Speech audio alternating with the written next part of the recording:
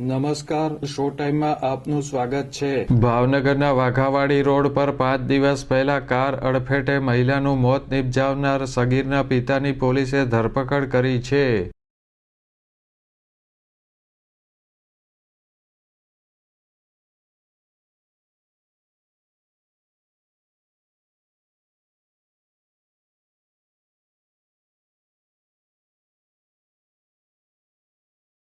ભાવનગરના વાઘાવાડી રોડ પર 5 દિવસ પહેલા પૂરપાટ ઝડપે જઈ રહેલ થાર કારના સગીર ચાલકે કાળિયાબેડમાં રહેતા સોનલબેન ધર્મેશપુરી ગોસ્વામીને અડફેટે લેતા તેમનું ઘટનાસ્થળે મોત નીપજ્યું હતું।